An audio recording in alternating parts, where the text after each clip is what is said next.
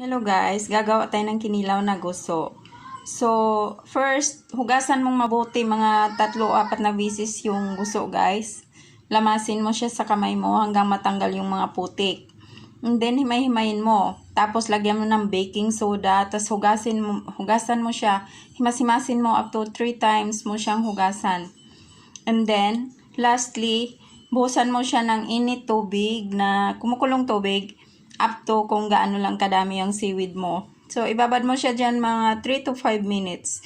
Tikman mo guys kasi pag na-overcook yan siya sa init tubig, malulusaw yan. So, tanggal ang collagen, tanggal ang photosynthesis. So, kailangan natin yung photosynthesis, yung kulay green yan guys. Tsaka yung collagen. Tsaka yung iodine. Matatapon lahat. So, bantayan lang. Kasi depende kung gaano kainit yung tubig mo. So, ngayon guys, na-drain na yan. Ayan. Na-drain na yan siya guys, pero nagtutubig talaga siya kasi, naka-blanch na siya eh. So, hindi na siya nag-hold ng water. Unti-unti na lang siyang malulusaw. So, kailangan na natin siyang kainin. So, before siya kainin guys, haluan natin siya ng pampalasa.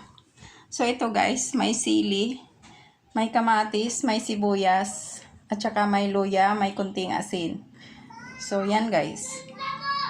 Tsaka may kunting kalamansi juice. Ayan.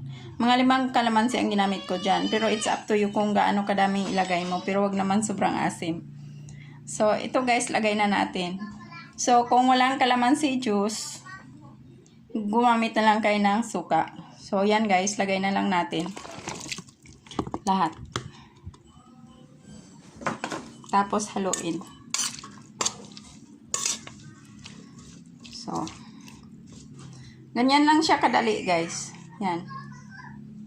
Kung gusto mo naman i-transfer mo siya sa lalagyan.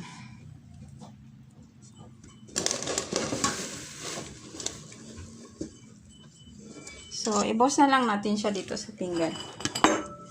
Yan guys. Yan na. Yan na ang ating kinilaw na guso. Yan guys. May sili, may bawang, may red onion, at saka kamatis, at konting asin, kalamansi. So, thank you so much guys for watching.